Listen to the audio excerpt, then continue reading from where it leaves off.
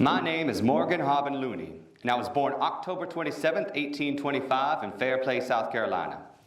My father was Judge Noah Looney, and when I was 6 years old, he moved our family to Franklin County, Georgia. Education was very important to my father, and I attended only the best schools taught by Dr. Cloud Barton, and for 5 years I studied under the tutelage of Professor Cecil Hammond, a Yale professor. By age 13, I had completed Professor Hammond's courses in mathematics, arithmetic, algebra, geometry, and calculus, also Latin and Greek, and I was exceptionally proficient in rhetoric and composition. You may say that was an exceptional achievement for such a young man, but I then took up elocution and oratory. I believe you'll agree I have mastered both as I stand before you here. I, of course, became an educator at the tender age of 14 and taught for 55 years in 5 states. I began my teaching career in Parkerton, Georgia. Here, also, I married Miss Melissa Black of the aristocratic family of Black, renowned for their position in the legal and political circles of Georgia. We had 6 children. Here would be a good time to mention a famous pupil of mine, Dr. Young J. Allen. He was a missionary who spent 50 years in China and is credited with converting Sun Yat-sen to Christianity. In 1860, we moved to Gilmer, Texas, where I bought the old Masonic Institute building and opened my new school. The curriculum covered everything from elementary to the higher grades and even some college courses. I believe much of the credit for my success at my school lies in the attention to discipline. I had a rule for any situation, and my rules were followed to the letter. I required both students and faculty to not only obey these rules, but to memorize them. No exceptions. Classes begin at 8 and close at 6. On arriving, students take their places in the auditorium, and students and faculty alike must attend church and Sunday school every Sunday.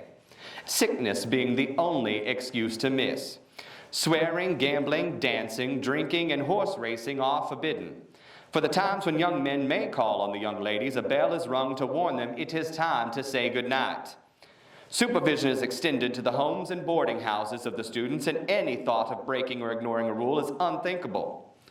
The success of the Looney School is also due to the superior class of the faculty. Orrin Roberts, lawyer and head of the law department, was elected governor of Texas. J.L. Calvin, who left soon after joining the staff to become a first lieutenant of Company B of the Confederate Army, Miss Oxa Culberson, W.A. Hart, Martin Van Buren Looney, my brother, J.C. Reagan, who taught French and Spanish, and J.B. Norman, music. He organized one of the best bands in Texas during the Civil War. I'd like to point out some of our outstanding students who have graced these hallowed halls. Charles Culberson, Attorney General, Governor, and U.S. Senator. Judge Sonny Robertson, later of the Texas Supreme Court. Judge Sam D. Templeton, Attorney General.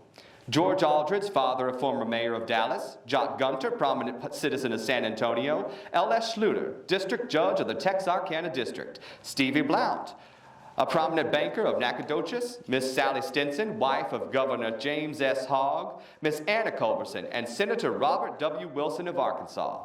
Pretty impressive, don't you agree? Due to my dear wife's health, I had made the decision to move to Fayetteville, Arkansas, and left the school in the hands of my brother, Martin Van Buren Looney, in 1871. Here I established a private school. Not long after this, there was a movement to start a state university here, and I supported it, even knowing it would close my school. The university was built, and I did teach there for a short time. After my dear wife's death, I returned to Texas and taught at Sulphur Springs, Denton, Weatherford, Jefferson, and even returned to Gilmer for a while. I am told that my influence and that of my Looney School was felt in Gilmer for many years to come, and a state historical marker was placed on the courthouse square. During my time in Gilmer, I was worshipful master of the local Masonic Lodge for 4 different times, and my picture hangs in the lodge now. After leaving Gilmer for the last time, I returned to Georgia, where I published 2 books of poems and several speeches. I lived my last years with my daughter, Mrs. Glenn Walters, and died on June 21st, 1901.